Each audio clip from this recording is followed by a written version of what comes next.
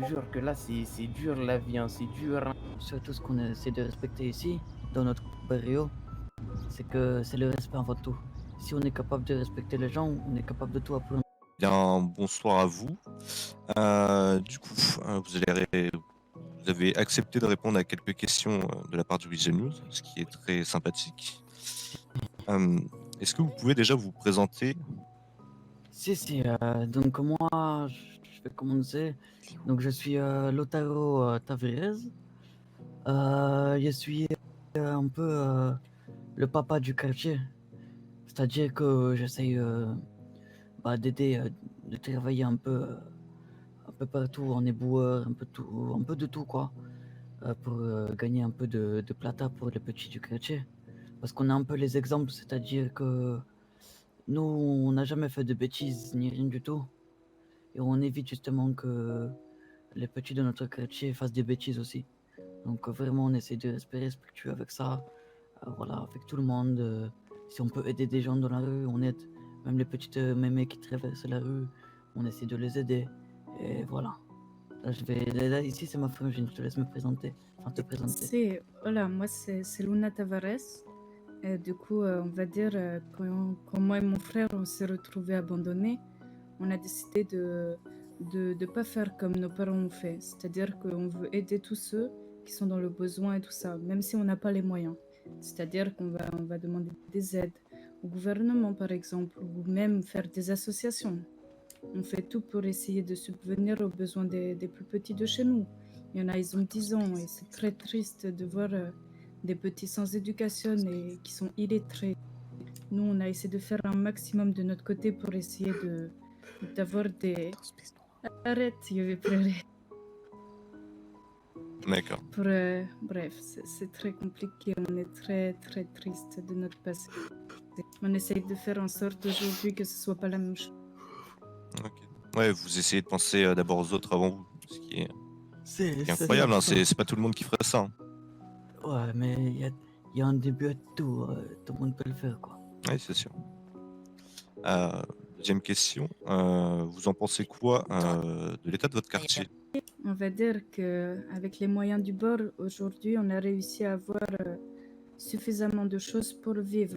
Mais avant, c'était pas le cas. Ça veut dire qu'on était dans des cartons au bord de la rue et tout le monde nous s'en foutait de nous. On était abandonnés et laissés à nous seuls, dans une vie qui était vraiment pas agréable à vivre. Donc je pense qu'aujourd'hui, notre quartier est bien mieux qu'avant. D'accord. Si vous pourriez faire passer un message au gouvernement, lequel seriez? Moi, je dirais de mon côté, aider les personnes en besoin. Je trouve que dans cette ville, il n'y a pas assez de monde qui sont aidés quand ils ont besoin. La partie sud de la ville, je pense que elle vit un désastre en ce moment et qu'il y a beaucoup de petits de quartiers différents qui sont un peu dans le mal comme chez nous, quoi. Donc, malgré ce qu'on fait dans nos vies pour essayer d'aider les plus jeunes, bah ça c'est compliqué. D'accord, d'accord. Oh, il n'y a plus d'essence, c'est la crise. Du coup, Crise. parce que On va pas faut pouvoir savoir faire nos que courses. vous gagnez quand même un peu de revenus. Y a pas d'essence quelque Vous part avez un ici. travail en C'est la crise, il n'y particulier a plus ou enfin quelles d'essence. sont vos activités? Oh sa mère, Nos c'est vraiment la activités, dèche. Oh, euh, venez, on y va quand même. disons que moi un peu, je suis un peu la personne ici qui essaie de trouver du travail pour les plus jeunes. Donc T'as d'abord pas je un bidon privilège le fait d'essence, Vatos? que les autres enfin que les petits de notre quartier T'as trouvent un pas de travail. bidon là, elle avance plus. Et ma frangine justement elle a un travail, elle travaille pour essayer de nourrir, de ramener de la nourriture à la maman pour qu'elle puisse nous cuisiner à manger quoi. On essaie Mais d'ouvrir un tacos en fait pour livrer et pour donner des emplois à nos petits au quartier et à tout le monde d'ailleurs. Hein. D'accord, d'accord. Est-ce que vous avez des bonnes relations avec la police? disons que à mes souvenirs, on n'a pas eu beaucoup de problèmes avec eux. Après, moi, ce qui me dérange avec eux, c'est que souvent, quand on n'a rien fait, on vient nous reprocher des choses alors que c'est pas nous qui sommes en tort. Et moi, je pense qu'ils font ça parce que, justement, Nous, on n'a pas l'argent pour se défendre si jamais on doit y aller Si, sur le procès. on est dans la merde constamment. Et du coup, bah, c'est toujours ceux qui ont moins d'argent qu'on vise. C'est évident. Si par exemple quelqu'un de grand et riche fait quelque chose, eh bien c'est qui est accusé? C'est les mecs de quartier. Donc c'est-à-dire nous directement, parce qu'on ne pourra pas se défendre derrière. C'est très beaucoup. Ça me fait mal au cœur pour mes pequeños. D'accord. Euh, Autre question, si par exemple moi ou une autre personne souhaite venir ici dans votre quartier y vivre, est-ce que ce serait dangereux pour moi ou pour d'autres personnes? Je te laisse répondre, Virgin.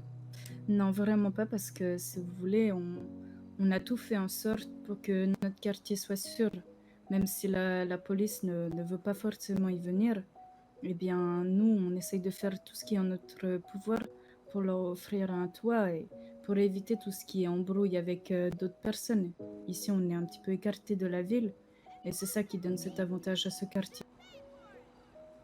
D'accord. Si le gouvernement vous aidait sur la rénovation ou l'amélioration de votre quartier, qu'est-ce que vous feriez en priorité? Essayer d'envoyer les petits à l'école, ça c'est la priorité. Pour pas qu'ils finissent comme moi ou comme ma Virgin, qui n'ont pas eu la chance d'aller à l'école. C'est, voilà, moi par exemple, quand je vois le petit de 10 ans qui peut pas aller à l'école parce qu'il a pas la plata, et bah vraiment ça me rend triste, quoi. Il peut pas se développer comme certains autres enfants qui habitent dans ce monde. Et je pense que c'est sur ça qu'on va dépenser en premier la plata. Et aussi un peu pour le plaisir de la maman et des autres qui habitent dans le quartier, quoi. Mais on va pas dépenser pour nous. Parce que nous, tant qu'on voit que les autres sont heureux dans notre quartier, et bah nous, ça serait suffisant pour nous rendre heureux nous-mêmes. D'accord. Ouais, vous avez quand même un grand cœur. Par Si. rapport aux autres. J'ai un très grand cœur pour les gens qui habitent ici. D'accord. Euh, Bah, est-ce qu'à l'avenir, enfin, à l'avenir, que pensez-vous faire pour améliorer l'état de vie au sein de votre quartier? Comme on a dit, on va essayer d'ouvrir un tacos qui est pas loin, là, à l'autre bout de la rue, là-bas. Peut-être voilà, pour que tout le monde puisse travailler, ça va ouvrir de l'emploi ici. Et essayer un peu de rénover par nous-mêmes, si on commence à avoir des moyens, certaines pièces de la maison. À D'accord. commencer par exemple par un générateur ou je sais pas moi, un frigo pour éviter que la nourriture se délape. C'est ça. Dernière question. Est-ce que vous avez quelque chose à rajouter pour clôturer cette interview? Vas-y, je te laisse dire, Virgin. Si jamais ici, là, dans ce monde plein de misère, il y a quelqu'un qui veut nous aider, venez, faites-nous des dons. On a des associations qu'on va bientôt ouvrir. On va recruter des gens dans notre tacos. S'il y a des gens intéressés pour une location dans notre quartier, venez nous voir. On est prêt vraiment à vous aider à faire le maximum, même si c'est sûr que ça va pas être un hôtel 5 étoiles. Il y a le cœur derrière et c'est ça qui compte. Retenez bien ça.